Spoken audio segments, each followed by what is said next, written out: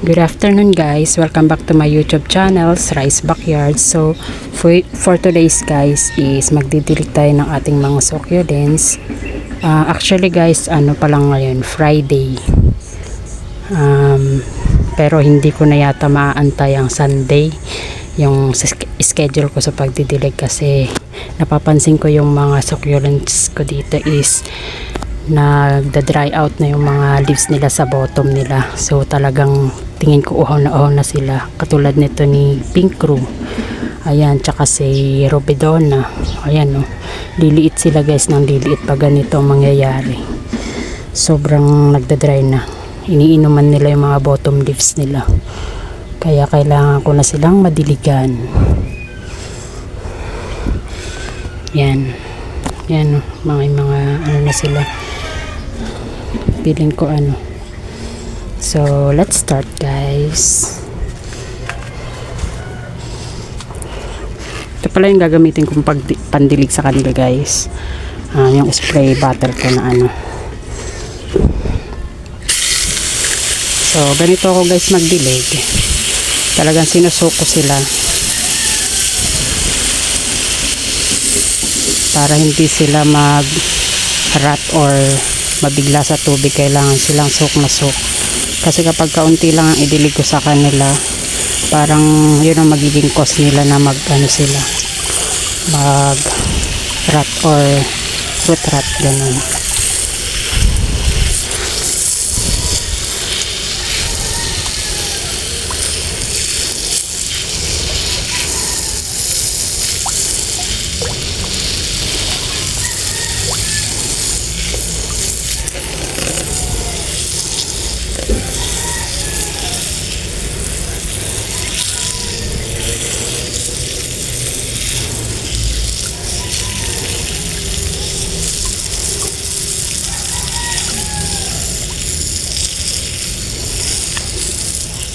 Ito nga pala si Cat's Claw.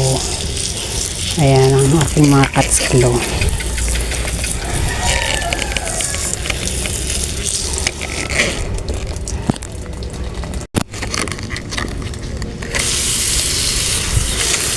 Ito yung ating Nana Hukumini baby.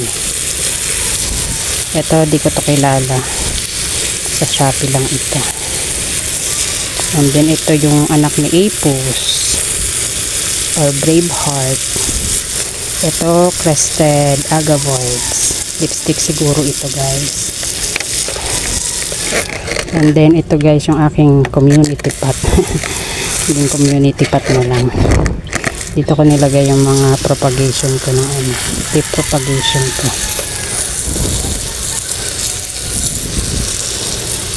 Para hindi na sila kalat-kalat. Ganun din naman. Pag lumaki, tsaka ko na lang sila ipat ng ano, separate pot. Sa ngayon, dyan muna sila.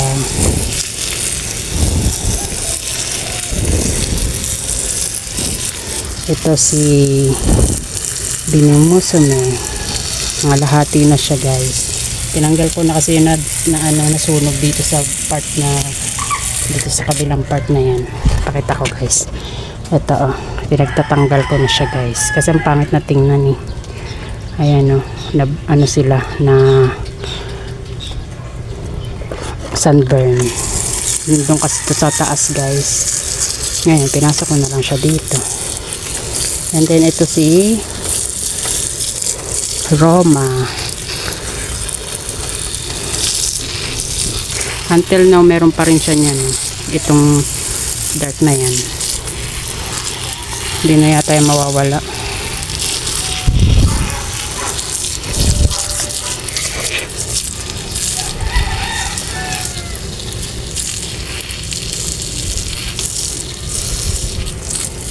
And then ito si Purple Champagne.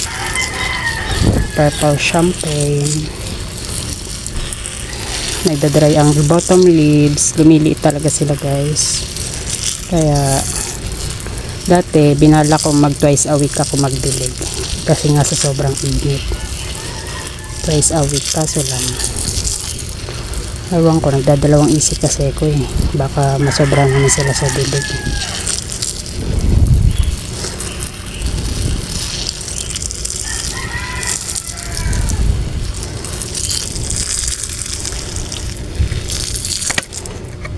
Yan. Ito si ating opalina.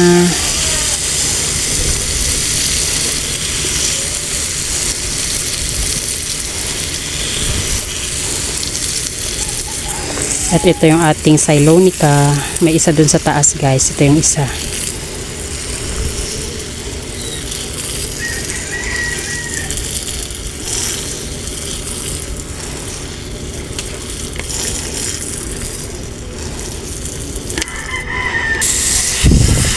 And then ito yung ating pink leaves or pearly bond daw, sabi ni seller.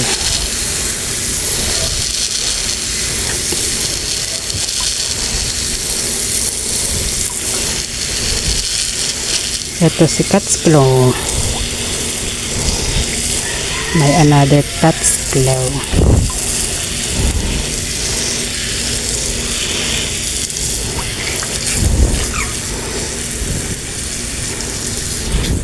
Ito si ating Orpet. Si Orpet. Yan, no, siniipon niya yung tubig. Kaya kailangan ko siyang anuhan mamaya ng pang-pump ng hangin. Kaya pag hindi ko yan pinump, lalo't mainit lagi sa tanghali. Panigurado yan. At ito na si Elise. Nagre-red na ang kanyang edges. Mga edges ng kanyang leaves.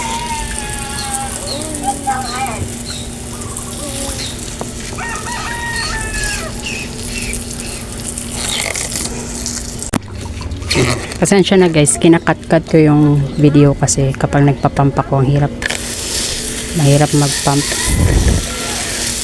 Pinapump ko kasi ito eh. Dito na tayo kay Pink Row. Ayan o, nagda-dry talaga yung mga leaves niya. Super dry ng kanyang mga leaves sa ilalim. Di bali nang mawala yung kanilang stress color, basta hindi lang sila malumiit. Kasi kapag nag-dry yan, liliit yun sila eh.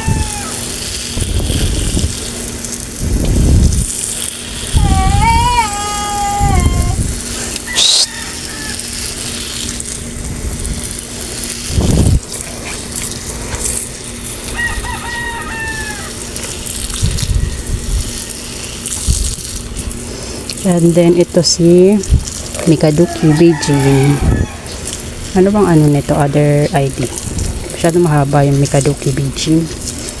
Parang Japanese. Japanese. Yan din siya nag-dry din. Ay! Mikaduki Beijing.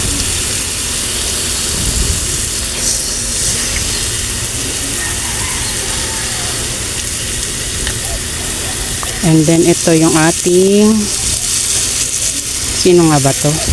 Missing You. The Missing You.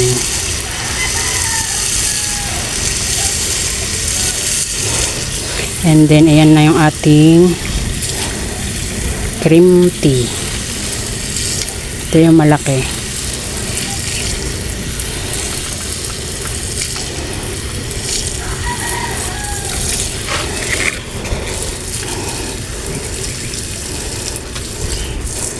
Ito si Orange Monroe. Pero mukha siyang pink, hindi naman siya orange. Pink yung kanyang mga tip.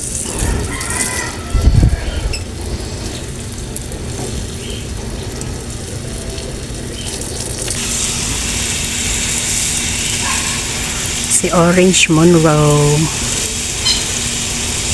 Ito si ating Rubodona.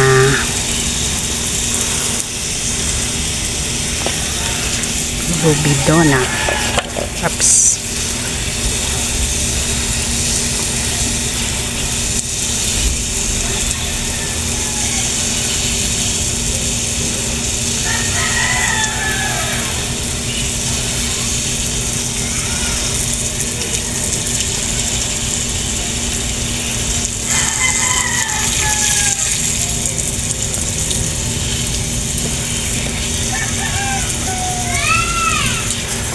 Ito na yung ating pretty and pink.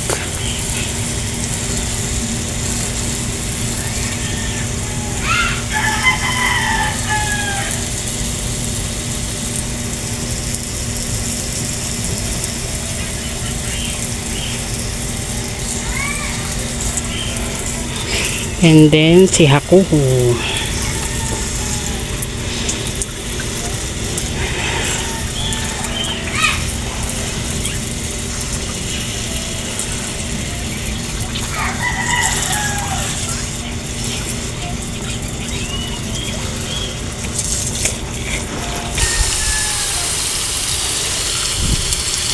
Ang ating Hakuhu.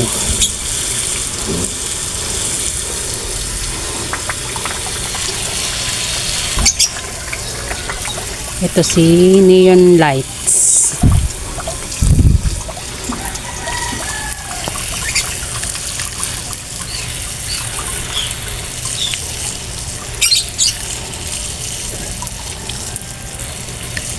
Ito si Fat Beauty.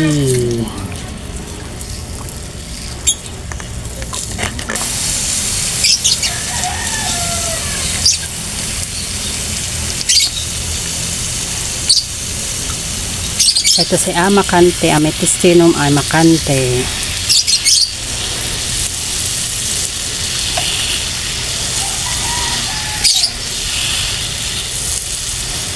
Ito si ating Snow Bunny.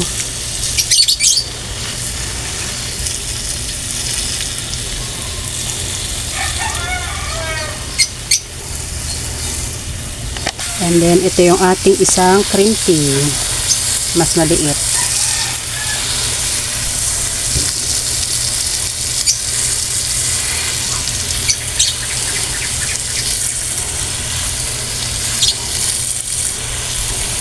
And then ito yung ating blood moon.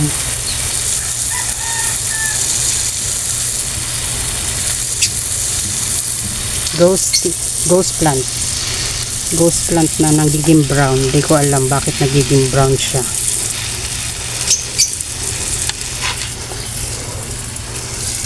Ito na yung ating agavoides.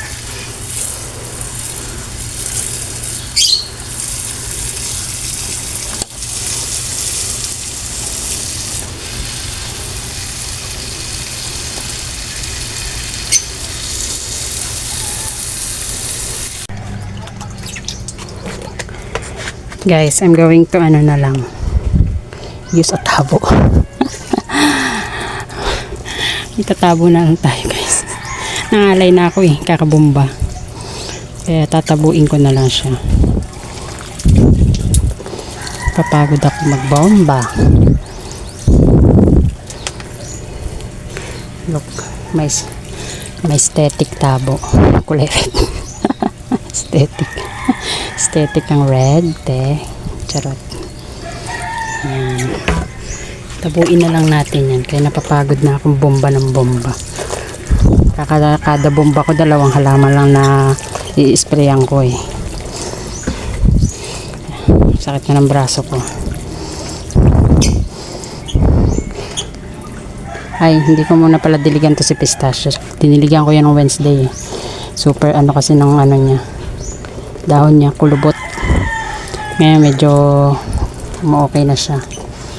Bumubuka na rin yung kanyang dahon.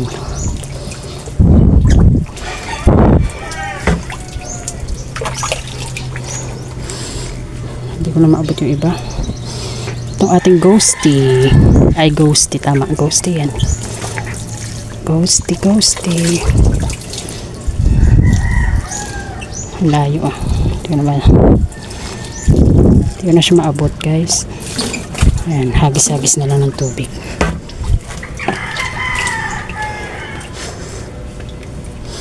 Aking cactus. At saka yung aking hangin doon.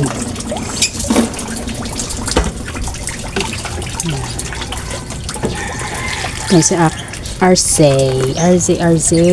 Napakaganda.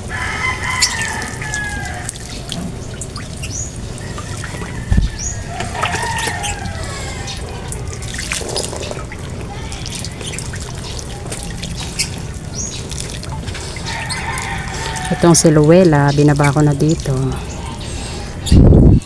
At tong Dusty Rose ko guys, look, 3 na sila.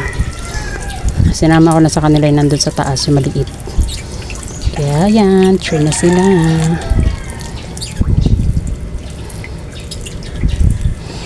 Diba?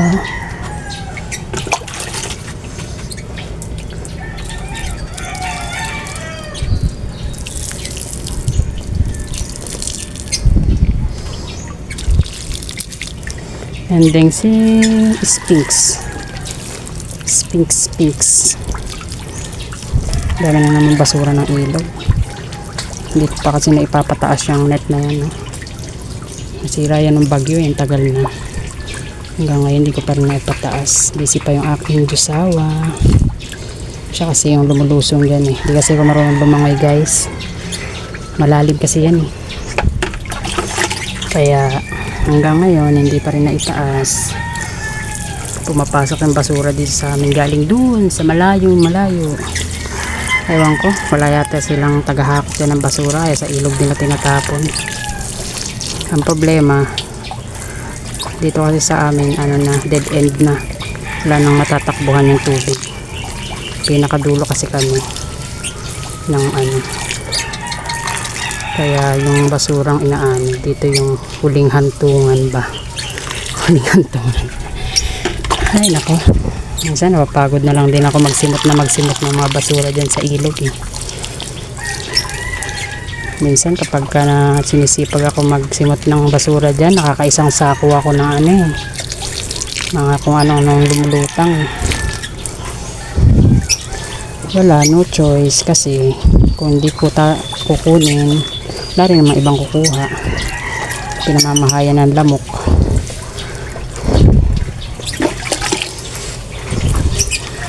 Pag hindi kinuha ang mga basura,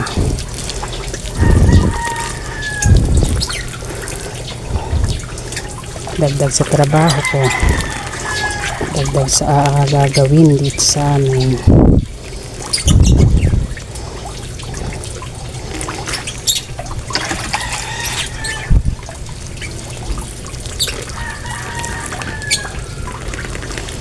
Ayan, binabasa ko yung kanilang leaves guys para yung mga alikabok na naiipon ma-wash out para refresh sila.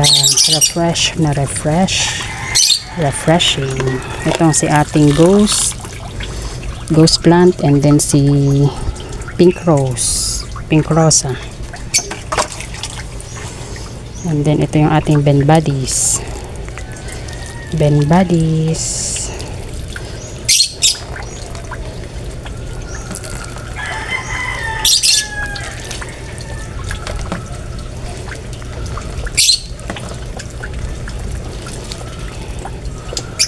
Ghosty. Ito yung ghosty ko na pinagsama-sama ko.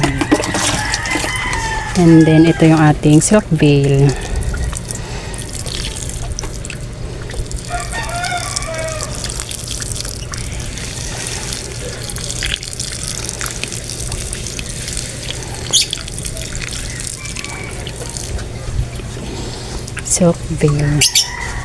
Si cream puff.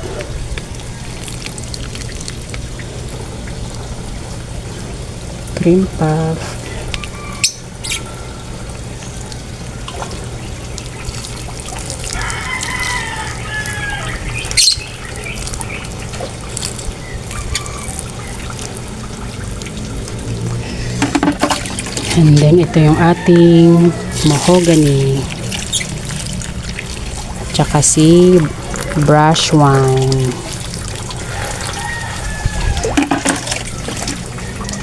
And then ito yung ating mule. Si mule na napaka-pinkish na ng kanyang mga tipo, ay mga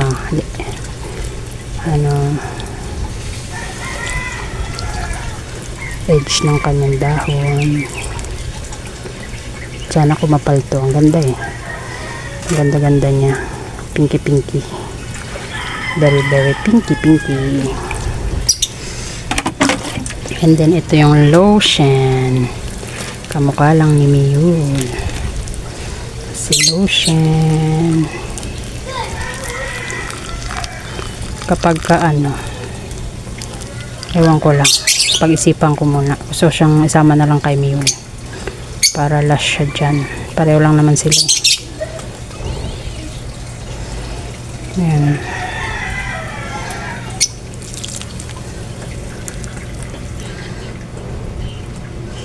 And then jelly beans. Jelly beans. Dumadami na siya. Itong ating Mendoza ay nalaglag to guys, kaya ano, nagulo yung kanyang form. Nahulog si Groot. Nasagi ko. Minsan kasi di tumitingin eh. Di tumitingin sa dinadaanan. Sagi ko siya. Pero matibayan si ano. Ano pa agad yan. Recover agad din siya. And then itong cheesecake propagation.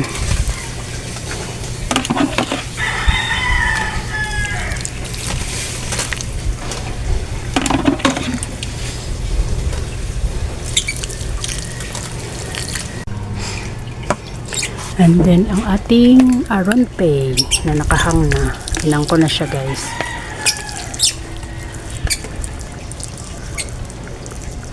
Gusto ko na siyang ihang para mabawasan ang aking mga succulents dito sa baba.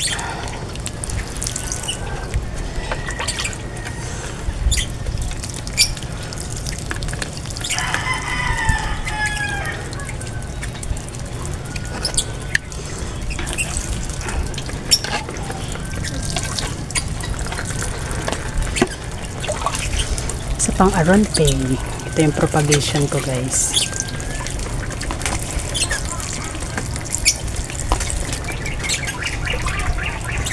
Propagation, aron pay propagation.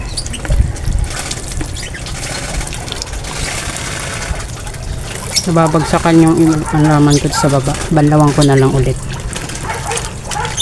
And then ito si Peridot.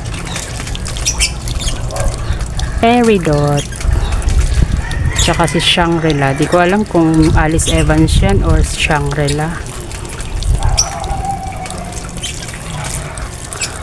And then Choco Moonstone. Ang ating Choco Moonstone, hinang ko na rin. Ito yung pinagpupugot ko guys. Madami na siya. Dumami na siya. Meron pa akong in-order para mash-lash. Lagay ko sa isang patlan. Sama-sama sila.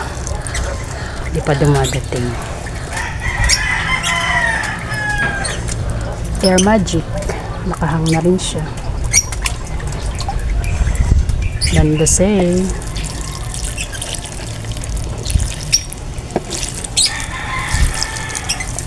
Unahin ko yung mga nakahang para pag dilig ko dito sa baba, banlawan yung mga maduduming na lalaglag.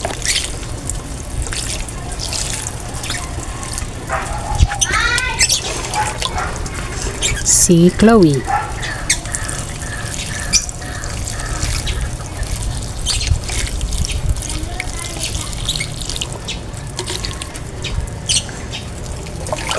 Kita ba si Chloe? Parang iba yung natutukan ko. Ito na si Ellen. Ako hindi ko maabot. Ellen, Adarna, Jarot. Ellen lang. Ellen hybrid yata ito eh.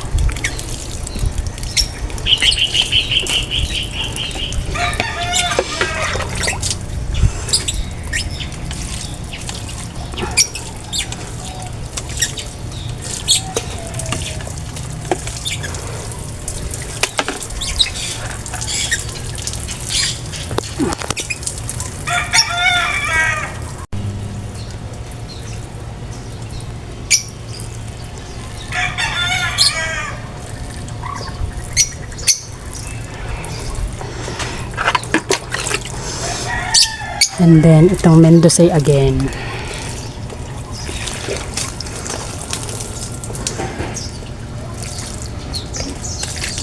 Diniligan ko to nung Wednesday guys. Yung mga maliliit ang stem.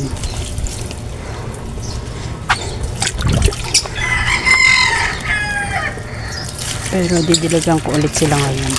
Ay, maapaw na yung lupa niya.